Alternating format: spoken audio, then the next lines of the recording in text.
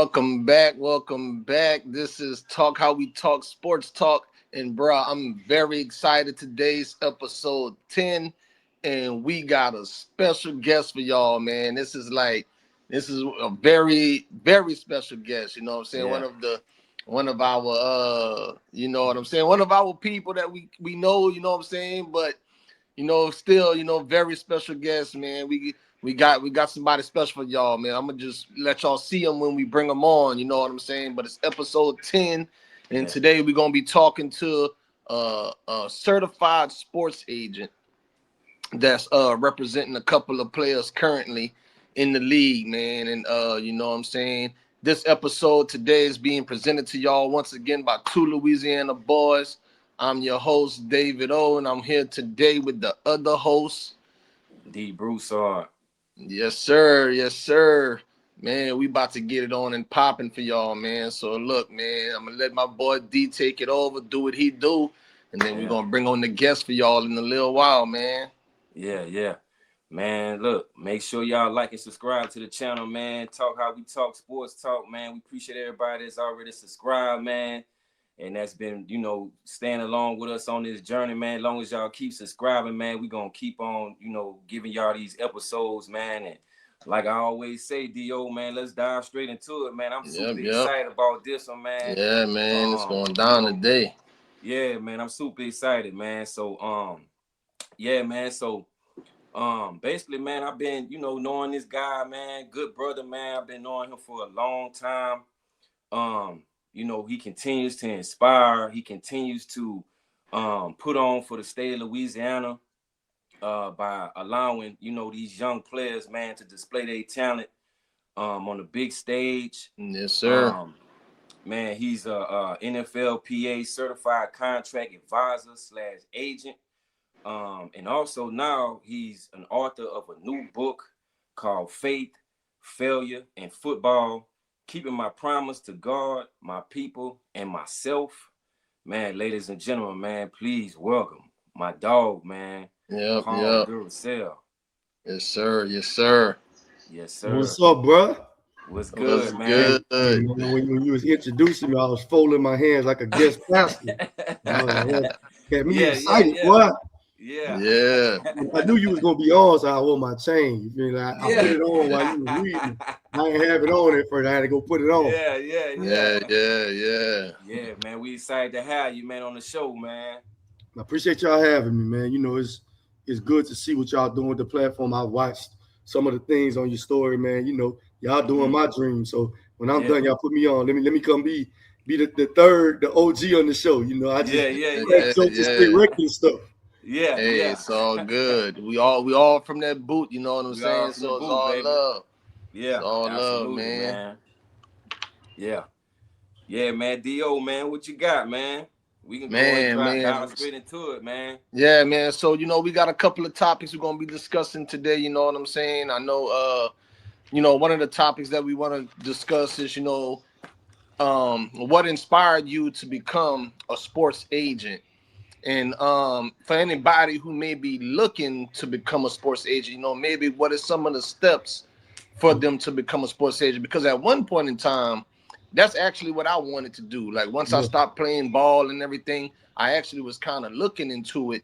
And it's just, I noticed that a lot of the like the sports agencies and stuff was in either like California or in New York, you know what I'm saying? And it's just like, I wasn't ready to make that move at the time, being married, having kids and stuff. I just couldn't get up and leave like that. So like, what inspired you to become a sports agent? And for anybody watching and listening, what are some of the steps for them to become one or maybe even start their own thing? No, for sure, man. I'm glad you asked that, bro. It's one of my favorite questions to ask, to answer. Honestly, but being from where I'm from, bro, Eunice, Louisiana, the first people that I ever really looked up to, if we just being honest, was the high school football team. My mom was a school teacher, and them boys used to come to the crib, they used to play with me, not let me play on my own Sega and Madden. So just I got an appreciation of just loving ball, being from Eunice early. That green and white, I love the sport. I love being around it. When I was a kid playing Madden, bro, I used to could play on the season franchise mode.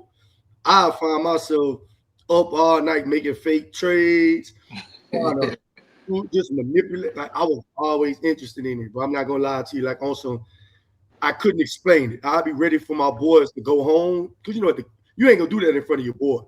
We playing the game. We going to Yeah. war. When they leave, I'm making the Bengals a Super Bowl contender. So I've always loved that aspect of it. But then as I got older and I played the sport, I realized I wasn't gonna make it. And that's cool that I wasn't good enough. I was a good basketball player. I played football through 8th grade. I was actually a college tennis player. That was my Okay. best sport. I played at Southern, won a couple of championships. But it was really when I got to college and I was around and I did an internship at Nike going into my senior year. And bro, they had me getting coffee. They had me doing a lot of the grunt work. But in my Yeah. mind, like, I'm gonna make the best out of this opportunity. I'll make it like $10 an hour. Mm-hmm. We were talking, and that's when Nike was talking about going into compression and the sports demographic, understanding Dallas and Oregon and all those things, bro. So I just became like, okay, what I'm gonna do next, bro. So initially, I was gonna take the job and just work with Nike, and I decided I was gonna give law school a shot. And then, going to law school, bro, that unlocked something totally different. I'm learning more about contract structure, contracts, taking mediation, just a lot of tools that would necessarily kind of help me later. Yeah. And that's really like, and then honestly, bro, just being where we from, I've always learned how to build relationships. Being from the boot, man, we got a way of when we around people from other places, people just gravitate towards us. Yeah. It's just, we know how to talk to people. We know how to relate. We know how to be cool no matter what circle. Whether we around some people with MBAs or partners who done been in jail. It's just Real talk. Yep. in all these different circles, man. So in my mind, I'm like, okay, this is something that I can do. I got the legal background. I know ball. I know sports, bro. I'm from a place where is a lot of, per capita Louisiana. I don't care what nobody say. We put out the best athletes. So Thanks. just all those skill sets combined, bro, I'm like, okay, this is something that I want to do. This is something that I think I could be good at, man. And, one of the things in life, bro, sometimes we all got a dream of something, but we think we not good enough to do it. In my case, Streets, you knew me, when my baby was young, That's a I'm fact. fighting That's for a this fact. dream. I'm bumping my head. I didn't start off, but it took me about 8-9 years to even announce myself, bro. And I just stayed at it. And, a lot of times you'll think that, oh, I can't do it, or I'm not from California, or I'm not with a big agency, or this and that, bro. I stayed at it, stayed working at my craft, stayed building relationships, went to the combine when I didn't even have clients so that I could understand how I went. Went to the Senior Bowl when I ain't had nobody. Kept, just really, really pushing myself. And, the second part of your question you asked, you said, how do you do it? Like, as far as the NFL is concerned, you go to the NFLPA website and there's certain things like you got to have a college degree, which I think is BS, or what's called 7 years of sufficient negotiation experience, or an MBA or a master's or a J. So it's certain things you got to have: background check, character, and you take a test. It's like 50 questions. Study for the test. Probably got to get about 38 to 42 of those questions right.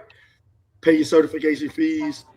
Get registered. Go through all the red tape that they want you to go through, bro. And I think anybody can do it, bro. Like I think that a lot of people don't do it because maybe they get discouraged. They think, man, I don't know it, or it's too much bread. It's hard. I'd be lying to y'all right now if I say it's easy, but it's not impossible, bro. I think a lot of people will tell you how it's so hard because they want to be the only one. I don't want to be the biggest agent from where we from, bro. I want to be the OG in a room full of young bulls who go after me and take it further than I ever could. Yeah, man. So yeah, man. So basically, like you say, what inspired you was, you was just, as a youngster growing up, you just been around it, and you was on the game with your homeboys and everything, and you played the sport, and then you had that background, when you decided to, go to law school and everything. So you just felt that everything, with all your experience that you had from playing the game, being around the game, and just having that legal background. That's what made you jump into it. So, for anybody listening, man, that's what y'all got to do, man. You just got to go out there and just, give it your all and just jump out there and, just go at it. You know what I'm saying? And you mentioned the negotiation, like 7 years negotiation. I mean, is that like any type of negotiation, or just like it's like a gray area, bro? It's like some people, they say like, oh, I worked at Amazon, and in that business I was dealing with transactional, so it's very gray. Yeah. I don't know because I didn't have to go through that part because I had the law degree, so that was sufficient. Yeah. But I think 7 years negotiation, be like, you can maybe argue like, bro, I worked at a car dealership. Yeah, for real. Oh, hey, I went to school. I took mediation courses. I think there's ways around it, bro. For me, I'll be honest, man. I don't want people thinking, oh, you got to be a lawyer. Like for me, it helped check off a box because I worked at a top law firm, a law firm that represented the NFLPA. For me, it helps because the way I look, bro, I got earrings off of Eunice. Sometimes I got to be able to talk, when these GMs and then people get to going on my LinkedIn, you got to see, I got to let something with me, bro. It ain't sweet over here. At all. Like I'm with that. 300 plus mediation, graduated law school, magna cum laude. For me, bro, I needed that behind my name, bro. Not saying because it's different for each person. For me, bro, I knew I didn't have no people with a bunch of money that could just give me bread to start it. So I had to go check off small boxes so that when I got into it, bro, it ain't nothing nobody could do to discredit me. That was what I wanted. Yeah. I ain't want no holes in my game, right? Oh, he can't go left. He can't. What we talking about, bro? That was personal for me, bro. Yeah, man. Now just for people who might not know, who are actually some of the players that you currently represent right now that's a part of your sports agency? Well, I mean, obviously, bro, I got guys right now. 3 guys are like UFL guys, right? Elijah Badger, Cam Camper, D. Anderson. They all on the same team in Orlando right now. And if you notice, I'm going to mention them boys first. I think a lot of times agents only want to mention their quote-unquote household names, and I think that's BS, right? Y'all got kids, right? You love all your kids the same. So my UFL boys, they going to the league soon. They UFL about to get popping in a couple of weeks. And they all here in Dallas, so I can't wait till they get here. They all wide receivers. I don't know, something about receivers that I just like. That you attract. Yeah. Tyrell Shavers, who played a big role for Buffalo this year. Keon Coleman, Aiden Huntington, Jordan Turner of the Broncos. It's my guy Marcus Banks for Tampa, Carlin Vigors. We got guys, but and the roster is growing. I had the opportunity to negotiate one of the biggest deals in NFL history at the time. I think it's still number 5 or 6 at the position with Jeffrey Simmons, who's coming off a career year. Blessings to have had the opportunity to play a role in all these guys' life, bro. And I'm thankful, man. And anytime somebody asks me about any of my clients, bro, I get emotional because I remember what it was like to not have none. So, people be like, oh, you only got 9, you only got 10, bro. It's a blessing to have one. I think there was a stat I saw the other day, like 28 or 30% of agents don't have one client on the NFL roster. And, I've been blessed enough to have guys playing against each other, so I got to go on both sidelines. And that was one of the that's one of the things about the business, bro, that you really love, man. Like to know that these guys believe in you, to know that they trust you, to know that the game over, and they texting you. And like, cuz you seen that, and it could be some BS, and you that safe space. I enjoy it, bro. And there's nothing that makes me happier aside from the love of, my family and God and, the people that mean something to me. But that, bro, is a blessing. Yeah, man. It's definitely a blessing for sure. Like you said, some people, they struggling to get one client or maybe just have one, This time 3 years ago, I had the same amount of clients as y'all too, Yeah. So it just takes persistence and a grind and luck too. And consistency. So like, how long you been actually doing sports, like being a sports agent? Like how long it's actually been for you? Like when you actually like jumped off the porch type thing, you know what I'm saying? Off the porch. Crazy part is I jumped off the porch. My daughter was 1 year old, 2012, 2013, bro. I jumped into it. I went to take the exam. And then honestly, I took the exam because it was a kid from my hometown, Daryl Simon, and I'm like, it's good. I'm thinking I'm gonna sign him because he's from the crib, and I learned a valuable lesson very early. Like you got to be prepared, and I wasn't ready, and I Yeah. know I wasn't ready now. So I don't. There's no stone unturned. But that was when I jumped off the porch, and that's when I came off the porch, got my ass kicked, and I'm like, And okay. then from there, it took you like what you said, like 3-4 years before you got your first I one. had my first client undrafted guy in 2014.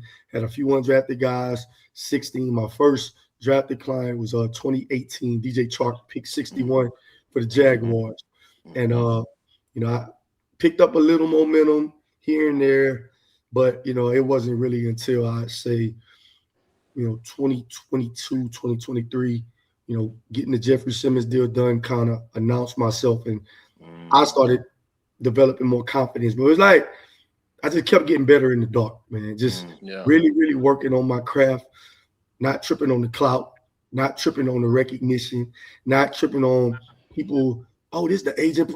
Like, nah, but let me just get better. It's like I went into the gym, bro. No cameras, no nothing, and just not to curse, but I just locked the fuck in, and Yeah. I got better. Focused more on my relationship with God. Gave up drinking. It'll be 4 years that I haven't drank alcohol, and just Hey. haven't taken Adderall, haven't done anything, but I'm out here just naturally working on my craft, bro. Understanding the business at a high level. Kobe Bryant, my favorite player, bro. I approach this business like Kobe to the point where it's maniacal, right? I want to understand these contracts at a high level. I want to be great at recruitment. I want to be great at everything, bro. Developing younger agents under me, helping these boys, these players, grow as men, not just on the field, bro. Like understanding businesses. Hey, bro, this is how under letting them know how their contracts work. Hey, you say you want to get in the trucking. Oh, you want to do this, you want to do that. Being that guy that's helping them not just on the field, bro, but with everything. Man, that's what's up, man. That's That's deep, what's up. man. For real. And That's yeah, deep. man, big ups to you, man. Like I said, man, we definitely appreciate having you on the show, man. So once again, we want to thank you for coming on and sharing your wisdom, with us and sharing your wisdom with our audience, and just for anybody out there that's gonna be listening, man. But Yeah. so like you mentioned some of your clients, I know kind of when we was off camera, you kind of mentioned Chris Hilton. I mean, how do you feel about him going into the combine this year coming up? Yeah. I'm excited about. I got 4 in this year's draft, and you mentioned Chris. He's up right now. He has the combine next week. Man, he's just a phenomenal human being, bro. Like he's one of them guys, man. He doesn't talk much, but he's very intentional in his communication. He's not a man of many, many words, but when he speaks, it matters. So he and I, we pretty much talk. We don't talk every day, but every time we talk, it's meaningful. I was there when I went visiting him. Like I went there when he got baptized. He's really growing in his faith with God right now. He's in Cali training. He did 4 All-Star games. He's the first player in history. He did the Hula Bowl, the American Bowl, the East West Shrine, and the Senior Bowl. He's been grinding. I mean, obviously things didn't go how he drew it up at LSU, but that's the past. You know what they say, bro? Spaceships don't come with rear view mirrors. He's focused on what he can control, and he's had a great pre-draft process, and hopefully he runs very, very fast in Indy, jumps fast, dominates the interview process. He's somebody I believe in. I think his best football is ahead of him. And whoever get him, I know y'all Saints guys. He get out there on that. He gonna light shit up. Right, Um, right, right. it's a blessing to have him. And obviously, in addition to him, I have Channing Canada, who's a DB out of TCU. Brylan Green, who's actually from Opelousas, is a DB out of Liberty. He a Okay. dog. He's an All-American his junior year. He can play. And Kelby Givens, Southern University, who's regarded as maybe the top HBCU player in the country, depending on who you ask. I'm excited about all them boys, man. And, we'll see where the chips land. Whether they get drafted high or undrafted, we're going to be ready. I got undrafted guys. I got 4 of my players right now that were on NFL rosters last year were undrafted. So, and if you look at it, most of the league, a lot of the league is undrafted guys. You That's can Yeah. find those guys who can really, really play, and they stick and they make it. So I'm excited about them. Now, you did mention Channing Canada, cornerback from TCU. How you feeling about him, going into this draft, man, in this combine? Like, how you feel about him and his, his progress and, walking He's into the combine, he a dog, bro. Mm-hmm, He's a dog. He from Harville. He Louisiana boy. mm-hmm, JUCO, got it out mm-hmm, the mud. mm-hmm, He's gonna run 4.4, 4.3, physical, can line up on the outside, can line up on the inside. He started at TCU last year, mm-hmm, caught a pick in the bowl game against USC. Great kid, man. And mm-hmm. he me and him and Brylan are actually living together right now. The boys play all day. They get on FaceTime. We spend a lot of time together going to Mavs games, off the field, just trying to keep him loose. His pro day is March 26th. I expect him to do some really good things. I expect him to make a roster, and the league likes him. The league Mm-hmm. likes him a lot. That versatility, y'all know, you can play inside, you can play outside as a corner. He's physical. He gonna hit you. I'm excited about him. Same with Brylan. Brylan can play safety. He can line up at nickel. He can do a lot. He can play special teams. As Kelby. Kelby plays DN. Can play some outside backer. Going to be really big on special teams. High character guy. Highly productive. I think he got over 34, 35 sacks during his years at Southern. Mm-hmm. And when your players going into the combine, like I'm pretty sure like y'all have some kind of idea like who may be looking at them, like what teams may be looking at Yeah. them, because like how you can project who's going number one, who's going number Mhm. two, and so forth. Like, do you going into the combine, do you kind of have some kind of idea of what teams might be looking at some of the players you represent? Yeah, for sure. You have a general idea because a lot of times during the year, people don't realize those scouts are going to schools throughout the year. You find out, who they've had the most dialogue with. You analyze the roster. You look at the roster to see if they fit, that makeup of where, people like to say all 32 teams. It ain't gonna probably be all 32 that really like you, but you'll know, who did they have most interaction with. And up to, there's what they call 30 visits. There's like each team gets 30 guys that they can fly up to visit in the pre-draft process based on those visits, based on did they want to meet with them after pro day. You kind of have a general idea. You never really know. Yeah. Because also there's been times where, like, I think a couple years back, Marcus Banks, we hadn't talked to Tampa at all. And that's where he ended up. So sometimes you don't know. Some teams play their cards, like, keep their cards close. Yeah. You don't know, but the majority of times you're going to have a general idea or have it down to about 7 or 8 teams. Yeah. Mm-hmm. Yeah. Now, this what inspired? So like this book, man, I was checking out this book, man, and faith, failure, and football. This book, man, what inspired you to write this book, man? But And also, where can we get the book, or where can true. people get the book and find the book as well? The crazy part, bro, is I'm gonna shoot y'all the link and stuff when it's not finished yet. The plan is to drop it May 11th, my birthday, and it's like it's a gift to the world and a gift to myself. My mom has started writing a book called Tall Timber Tumbles 2. And the manuscript actually burned down when the junior high burned down. This is before I was born. And I always remember her talking about it. And for me, since I always wanted to do enough in my life that it would warrant a story to be told.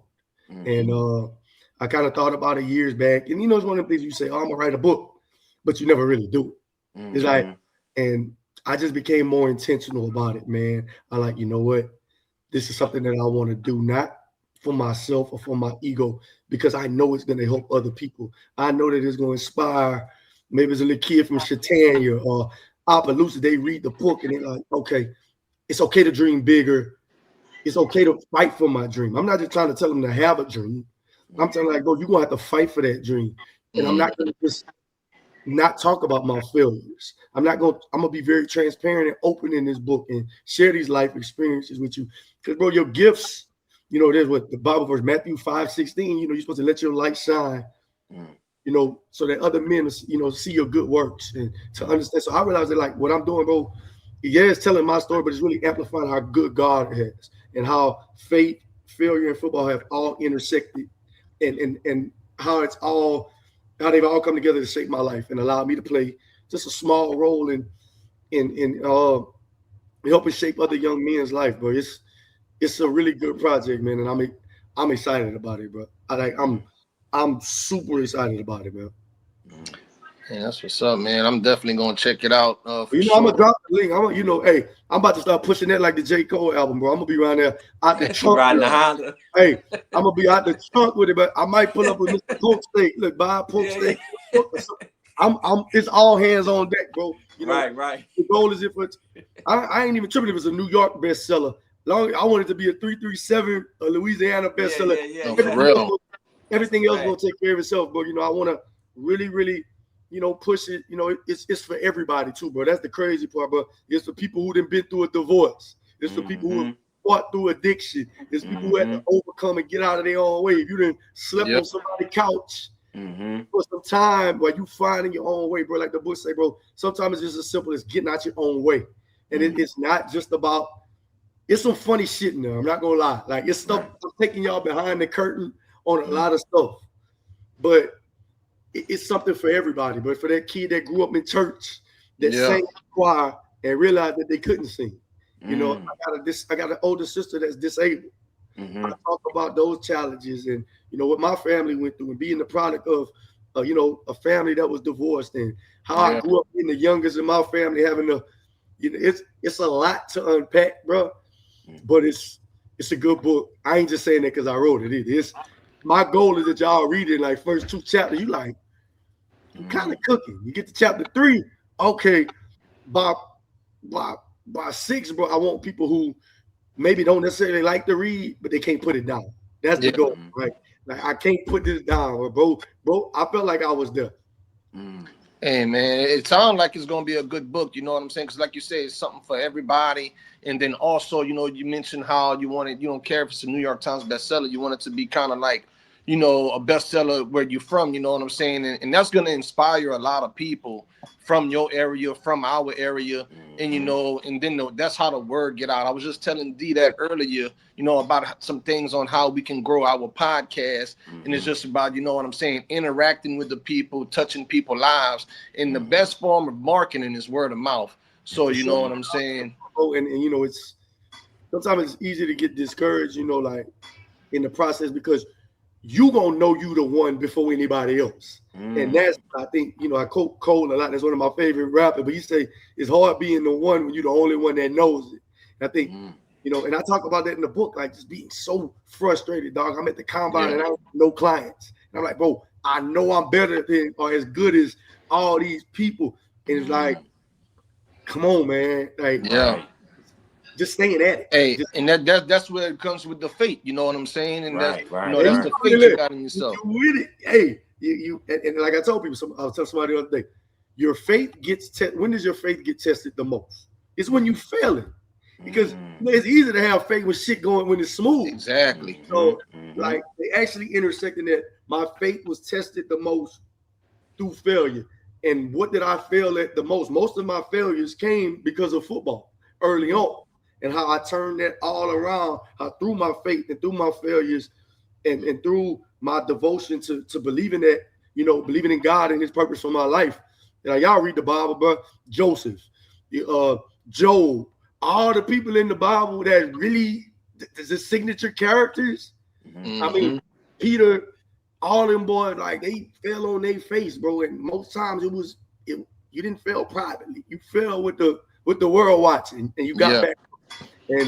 And not to turn into Tony Evans or nothing, bro, but I'm always use this platform that God has given me to glorify him, amplify him, wherever, because none of this would be possible without him, bro. Yeah, man, and like you say, man, God give his toughest battles to his strongest soldiers, man. Because, like, bro, I done been, with my baby mama / current wife, about to be ex-wife, you know what I'm saying, all that stuff, man. Just dealing with my personal kid, my personal life with my, my family and my kids, you know what I'm saying. I've been a single dad raising 3 kids for the last 4 years, you know what I'm saying, 4 or 5 years, my ex just up and left. You know what I'm saying? She decided that one day she ain't want it no more. You know what I'm saying? And she said it had been building up or whatever. You know what I'm saying? But even after trying to work it out, you know, we just decided to go our separate ways. And you know, I just feel like throughout those 4 years, man, like I've been tested. You know what I'm saying? But through that testing, you know what I'm saying, I feel like that's brought me closer to God, because I realized that, hey, God don't make mistakes, you know, and he give his toughest battles to, you know, his strongest soldiers, and everything he's doing is for a reason. You know what I'm saying? He put people in your life and he take people out your life, you know what I'm saying, at the right time, all the time, man. So, man, I gotta give you big ups, man, for, you know, and for you the know, book, man. and you know, bro, I think part of the book is like I wanted people to feel like, bro, you're not alone. You ever sometimes be feeling away and then somebody else valid? Man, I was thinking that too, but nobody wants to say it.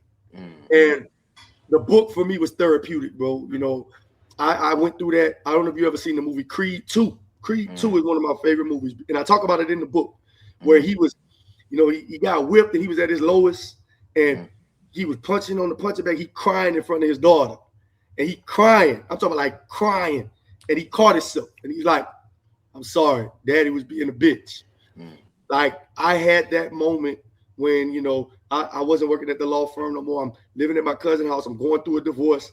And every morning, my ex-wife would drop the baby off to me and I'd take her to school. And I was like, damn, my daughter watching me get off of a couch. I'm failing. And I was at my lowest, dog. Like, but it's in those dark moments that you find out who you are, bro. They say that adversity introduces a man to himself.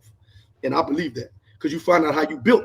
And then like after you don't break, like from being unemployed to live, like when you make it through that, it's almost like a team that's battle tested.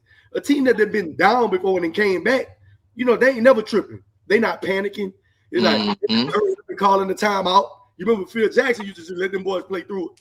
You know, you just so the goal is, bro, to have an outlet for black men to understand that, like, yeah, you see me, you think like, oh, bro, becoming the biggest in the game, or you did $100 million deal. I share the hardships that I even went through after doing that big deal. Because it's new levels, new devils. It's like everything, bro. It's every version, every next step you take in life is gonna require a different version of yourself. And because I done been through so much bullshit, I'm able to really be a mentor to Keon, to all them guys who, because I'm like, bro, I done lived it, bro. I done seen some, and I've made it through. And granted, a lot of the things that I've gone through have been self-inflicted, bro. Like I can't play the victim. You know, it's easy to sit here and play the victim and be, man, nobody. Nah, bro, I was on some other shit. And a lot of the lessons I learned, it wasn't until I got my mind right and got right with God and got right with myself that I just kind of took off. It was always there. I just had to find it. And that's what black men to understand. Not even black men, but just people who reading this book to understand it. Like, bro, sometimes you really got to get out of your own way and look in the mirror and have an honest conversation with yourself. Because a lot of times, you know, we be blaming everybody else. How often do we look in the mirror and be like, dog, you fucking up? What you own, bro? Like, what you own? And I tell y'all offline, the exact night I made the decision, like, all right, bro, I'm not drinking no more. I'm getting right with God. It's time. I don't want to be an almost. I don't want to be somebody who people be like, oh, he had all the potential. I don't want to be that nigga they talking about in the barbershop. Man, he had all the, man, you used to be a lawyer. It ain't ending like that, cuz. And that's what I want to be able to express in the book, that, bro, it's never too late to rewrite that narrative. Yep. It ain't, bro. Man, that's what's up, man. Yeah, And then it's heavy, dog, but no, you good, man. You good, man. Y'all This is boys. talk how we talk, man. This is what we do. You know what I'm saying? Man. Hey, But y'all boys got me about to start tearing up, man. I ain't gonna lie, man. Like, but you know, you mentioned like being a mentor. It made me think about some of the conversations me and you have had as I watched you find your way. Right. I don't know if you remember this, but me and you had a long talk when you probably was on them drinks. Yeah. And we had a talk, and you know, I'm going through my own shit. I'm trying to help you through whatever. But I think sometimes black men, bro, we don't have an outlet because like we want to show that we all got it together all the time. Right. I was like, oh, here you go, that soft light skin. It's nothing wrong with telling people you love them and you care about them and you want to like we have all these experiences so that you can help other people navigate through and get better, bro. Yeah. Yeah. That's Now, what's up. we know that one of your clients.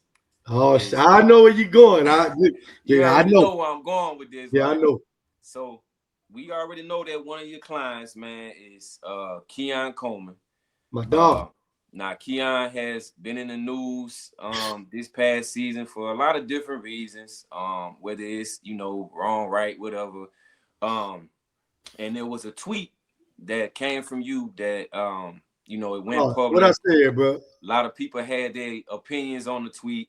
The tweet was, "Don't throw rocks publicly and backtrack privately. Stay on that side." Can you explain that tweet? Damn, bro, gave me like. Now I'm gonna keep it a stack with you because like I ain't the type of person that's gonna move in cryptic or subs. Mm-hmm. Everything I needed to say to whoever I needed to say it to, y'all know where we from. We ain't about to do all that. I was actually talking about something totally unrelated. Like it actually has something to do with the profession and how a lot of times you got people in the business, they'll say stuff and like they'll say it publicly.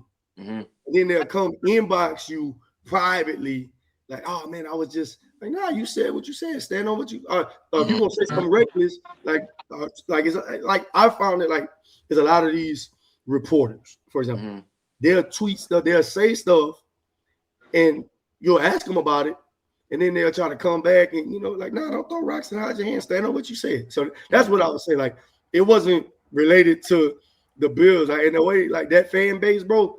I remember one time I posted a clock, and a clock is something that me and my clients talk about. We talk about time is of the essence. Time, right? We talk about this. It's one time I quoted Rudyard Kipling. If you can, like, bro, I'm not just Keon Coleman's age. Like people don't realize, like I got my own independent thoughts.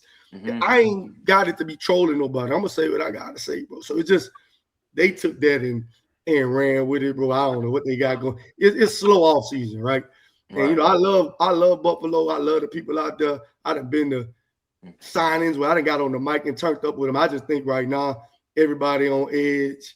It's a slow off season. It ain't much to do. It's probably snowing out there, so people want to pile on. But like, nah, bro, it ain't. I'm from Eunice, Louisiana, bro. Like I said, everything I had to say about that situation, it's already been said and it's been direct.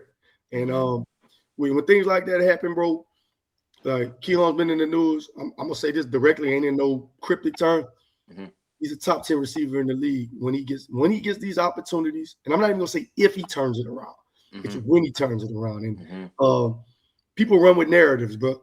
He's a highly productive when you give him the ball. You see what he could do. Y'all saw the Baltimore game, week 1. Give him targets, give him an opportunity. He's still growing, bro. He's year 2. Look at Nico Collins, his first 2 years. Look at Devontae Adams.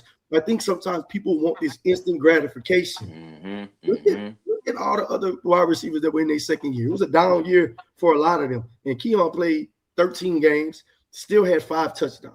He's a ball player, bro. And, I know there's going to be some people they got their opinion of him. Time going to tell. Like, time will tell that we going to Pro Bowls. We're going to be all pro receiver. Hopefully, he's one of those guys as a Mike Evans, one team his whole career. That's rare though. Wherever he goes, he's under contract Buffalo the next 2 years.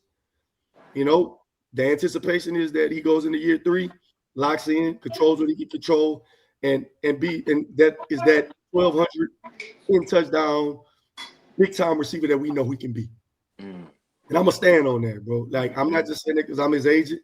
Right. He's a dog. And I'm also standing on the fact that Ty Shavers, who's my client as well, is a monster, 6'5". He's a monster. And he's that guy as well. Yeah. Like y'all know how this works, bro. Like in football, people just repeat what they hear. Oh, he's slow, or he's slow, but his top speed was 23 miles per hour. Maybe he just don't got that elite top end. Everybody can't run no 40. Right. True. Gauntlet drill at the receiver, bro. So it's just people hear some shit and he can't separate.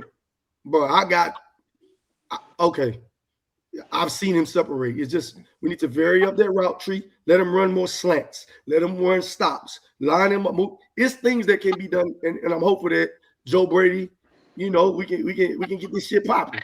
Mm-hmm. That's the hope. It's crazy because me and Do kind of talked about that. I think it was in an NBA episode, but we kind of talked about that, and I was telling him like how I feel like coaches and systems don't really get enough credit. A lot of, and it's kind of like what you saying a little bit about what you believe and that he can do. Sometimes going into a different system, can really help a player as well. You know what I'm saying? So that's why I feel like coaching is always important and plays and all these different things, man. All this stuff really, make a difference, of a player's performance. You know what I'm saying? Think about it like this, Streets. What position in football is the most dependent on other people? It's the wide receiver. Wide receiver position. Think about it. If you're the wide receiver, you can do your job. You can get open. They might not throw you the ball. The O-line might not hold up. You might not be the primary read, bro. It's so many things that goes into football that people don't know. They don't understand, like, oh, he didn't get much separation. Well, that play didn't call for that. He was actually he was the number 4 read on that play. Right. It's just, bro, this shit got a lot of people who don't know ball get to talking. And when you correct them, then you're sensitive. So, bro, I really had to stop reading some of that stuff. Like, people talk about Keon, oh, he's just a position. That man, if he returned punts at Florida State. Get him the ball in space. Watch him get active. It's just so many things. And I'm confident that he's going to show that, bro. I really, really am, dog. And it's so early in his career, man. Think about it. Had he gone for 1,000 yards his first 2 years, all right? Let's say he went for 1,000 year 1, year 2. And then year 3 and 4, he don't do nothing. Guess what? He's not getting to a big second contract anyway. This is the time for you to show it and for you to prove it. And he will, bro. And people's like, he must be so motivated by Keon's self-motivated. He don't need Cam Newton to say nothing about him to turn him up. He don't need Steve Smith, that boy from Opelousas, Louisiana. He got all the motivation he need, bro. Like, people been doubting him. When he was in high school, people saying he was just a hooper. But people been doubting him his whole life.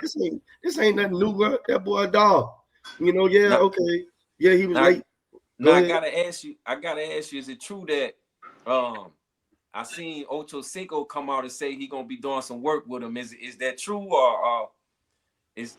I mean, Ocho reached out, and Ocho's been, a real big advocate for Keon. Right now, Keon number 1 priority. Like, we in Dallas right now. He working out. You got a very specific regimen that he's working on. And if people remember, last year he was the talk of Buffalo. He had a great offseason. So the offseason work, yes, he gonna do his standard work, and we may go supplement it. Chad Ocho's reached out, Stevie Johnson's reached out. Keon is a sponge. He wants to go get better. So if we can work it out with Ocho in the schedule and get with Ocho, who wouldn't want to get with Ocho? Who probably had the best release package of anybody. That's a fact. And that's you're not gonna turn that down, bro. You got a lot of people that want to work with Keon, and he's open for it, bro. And his best football, bro. The man's 22 years old. He's 22 years old, and he's really only been playing football since he was 18, like 17. He didn't really become polished until he got to Michigan State and got coached up over there. So it's early, dog. But quote me on what I'm telling you. All pro season coming.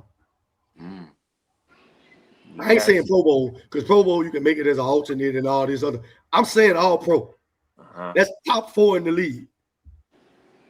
I got you. I'm telling you. Yeah. So y'all cut it up and y'all do y'all little. I see on y'all page.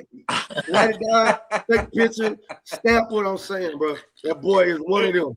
Don't let these people. Hey, we will. Don't let these people create this narrative that Keon, Deontay, Rashard Coleman ain't one of them ones. That boy is special.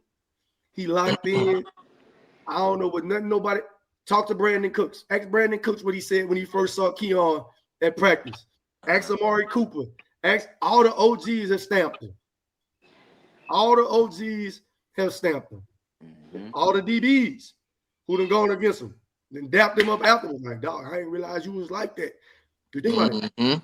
He's a big receiver, but he moved like a guard. He a basketball, bro. Don't let that 40-time, Don't let none of that. I'm trying to tell y'all, bro. Boy is one of them, bro. Mm-hmm. Boy is one of them. Yeah, I believe it, man, and we definitely rooting for him because you know he from the boat. He's from the crib, bro. He from the crib. You know the funny part, bro, is like the people where we from need to be like he's ours, dog. Mm-hmm. And it's like, you know, like when people on the outside start attacking you, we gotta have it like same way they start playing with Malik name. Hey, bro, that's us. Brian Thomas, that's us. Chris Hilton, that's us, man. Like, and we gotta start really, really galvanizing and supporting these young men, bro. That's a fact. Cause we all we got, but we from the crib. Yeah, from the crib. Facts. Dio, what you got, man? Man, I ain't got nothing, man. All I gotta say is that, you know what I'm saying, I'm rooting for him because, like I told you in like the last episode that we had, you know what I'm saying, he had a pass that he had dropped in the game, but like I told you, man, that dude redeemed himself. Caught a touchdown right after that. Yeah, you see, so Dave, I don't know what people talking about. Let's talk about this too. Let's talk about that. There was a holding on that play. He should have caught the ball in the back of the end zone. Let's talk about it. You got to catch that ball, but it wouldn't have counted anyway. But you got to catch the ball. But his mindset is like next play. Not only do he go back and catch the ball, like it's cold. I was at that game. He caught the ball, made somebody miss. Dole scored a touchdown, bro. I got so much belief in that young man, bro. And if nobody else don't feel that way, that's cool. You know, it's about the people who believe in him, not the people who doubt him. Yep. So what's up, man? Well, look, man, we about to wrap this thing up. We appreciate you coming on here tonight, man. Definitely appreciate that for sure. Yeah, for you know sure, what man. I'm saying, man. It was an honor to chop it up with you. You know what I'm saying?